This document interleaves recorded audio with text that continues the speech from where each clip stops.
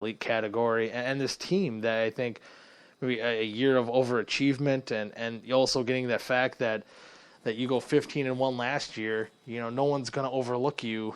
You know, this year, because I mean, you even look back on last year when they played the Green Bay Packers, and both teams were, or the I believe it was the Packers at 6-1, and the Panthers were 7-0. The Packers were still favorites on the road despite struggling the week before with the Denver Broncos. So they weren't really respected, I think, until about, they were just kind of waiting for the other shoe to drop last year, and it never really did.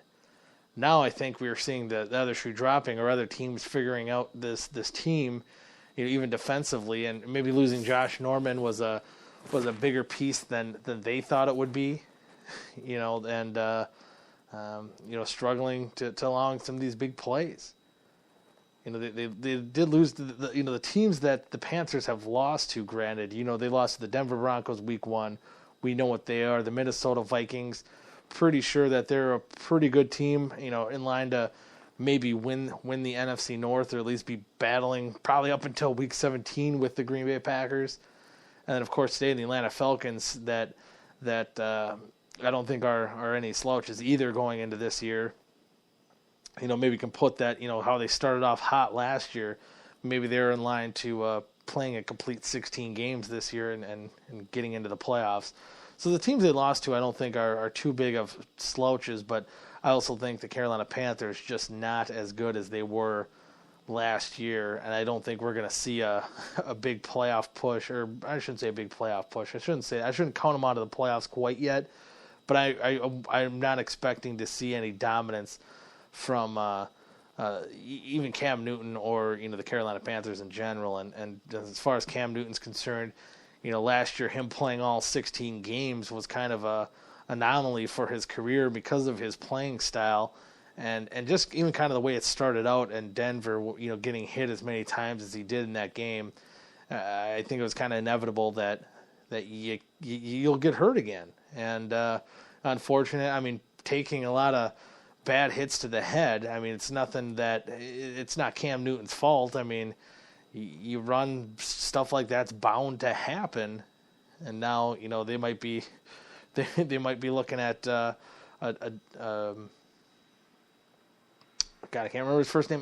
Derek Anderson, leading the charge for the Carolina Panthers going into next week. So we'll see if he passes concussion protocol.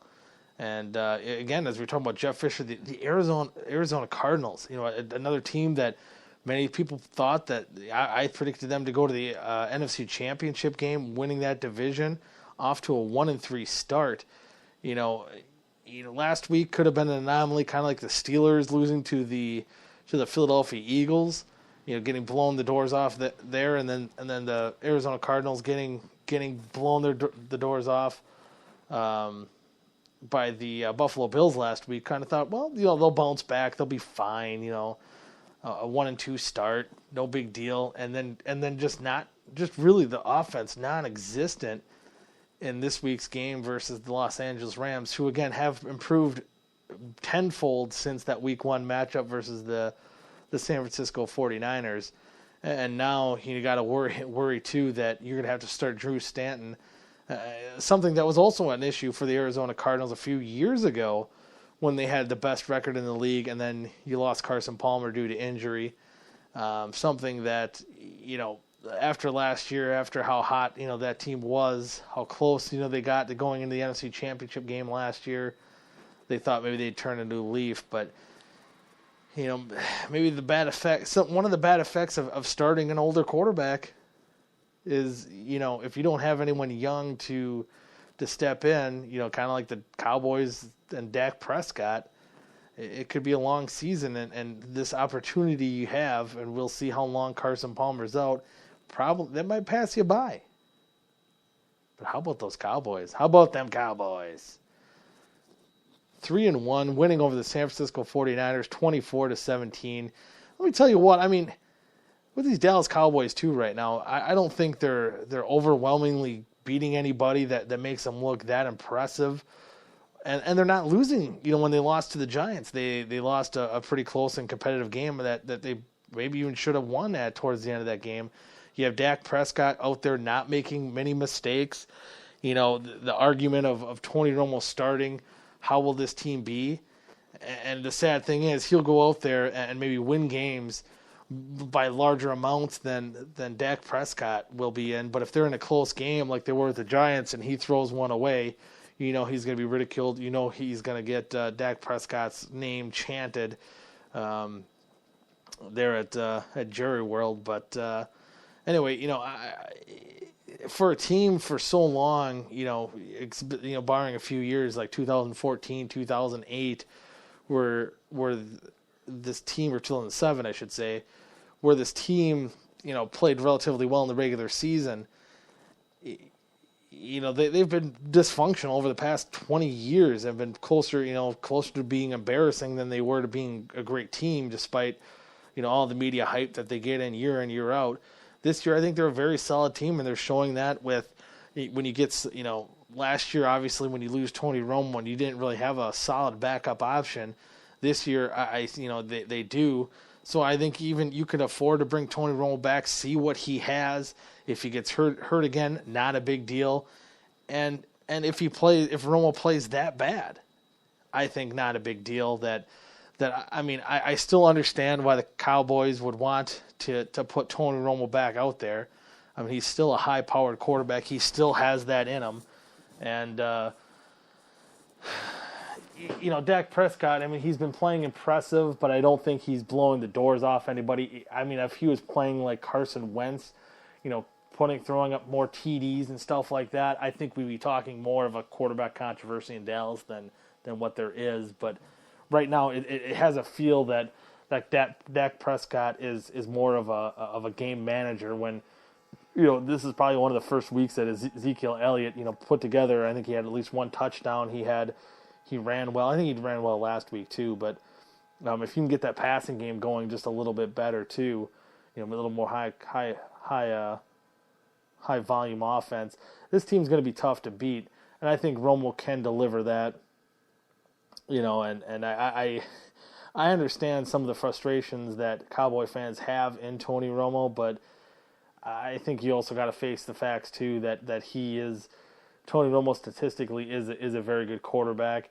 And, you know, I made a comment about this. I might have mentioned this last week's show too, that, you know, Tony Romo and his lack of playoff wins, you know, and even choking towards that tail end of the year, I don't know if it was totally him. I think it was ended up put on all of him. I mean, all him. Yeah, like, no wonder his back's hurts, because that's what he's been carrying this team for, you know, basically since the middle of 2006. So I guess your back is bound to break at some point. But and then when you don't succeed, he's going to be the one to get the blame, even though he's led some pretty mediocre teams and some of the teams that beat him. You know, I remember back in 2007. You know, you eventually lose to the Super Bowl champions, the Giants. They just went on a tear that year. I believe, didn't they go also into... They did go to the playoffs, I think, in 2008, too. They did, I forgot, yes. They did win in 2008. They played... Or 2009, I should say, not 2008. 2009... No. Didn't they play... Yes, 2009 they did go, because then they played the Minnesota Vikings, who were probably one of the hotter teams, too, at that point. They got the doors blown off of them, playing a by far better team, the Minnesota Vikings. And then in the game against the Green Bay Packers, you know, the Dez caught a game or didn't catch it by the rule of the books, because you got to go to the ground, you got to maintain possession of the ball. It's the rules, sorry. But you know, that game, I think, was a pretty evenly matched game. You know, it's 26-21, I believe the final score was. The difference, basically, the Packers having home field advantage. They had a little bit better scenarios than that one too, but, you know, he did also get lucky, and you know, they won the week prior to the Detroit Lions in a game they maybe should have lost. But anyway, you get my point. When the games that Tony Romo's lost in the playoffs, and a lot of times, you know, towards the end of the year, there were teams that were just better than the Cowboys. The Cowboys, I've seen this team so many years that I think the Cowboys probably had 4-12 talent. Tony Romo led them to 8-8. I mean, Jerry Jones, for much of his career reminds me of those GMs in fantasy football that feel that they got to get nameplates, the high profile names rather than true talent or what would fit in your system, that and make things work and win that way. And I think they you get rid of Greg Hardy. They did a lot of that. Their defense. Still, I think they've been playing pretty decent right now. I think you got a good group core of guys. I think the Cowboys will be all right, either with or without Romo. But I do understand why you bring Romo back and start him. Man, what else went on in the NFL today? I was watching the Addicted to Crack. I was going to do a show during the games today, but watching the NFL Red Zone, you just get caught up in it, and it's awesome. But the Houston Texans, despite losing J.J. Watt, and J.J. Watt still might not be the same player ever again with that back surgery. I mean, I think he'll still be a solid player, but with lingering issues like that, maybe he loses his dominant force that he normally is in on the defensive side of the ball. But we'll see what happens there. But anyway, as far as what's going on right now for the Houston Texans, they went out, beat Tennessee Titan team that they've been competitive in every game. They're 1-3, but they've been relatively competitive in just about any game they played. Week 1 against the Vikings, they were leading at halftime until the Minnesota Vikings defense struck gold and scored a couple touchdowns in the second half. They ended up beating the Detroit Lions, in the final seconds of that game or the final minutes of that game, and the Oakland Raiders as well. They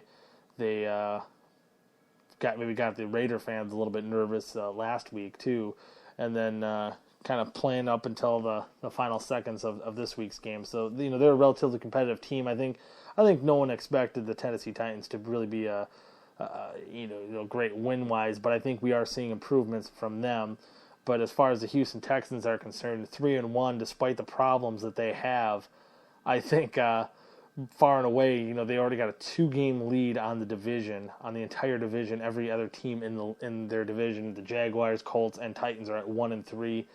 It's once again their division to lose. Which, man, I was just thinking about that. The AFC South has got to be. I mean, no matter how good or dominant a team is, they've had the Colts dominant for since 2003, since this division formed.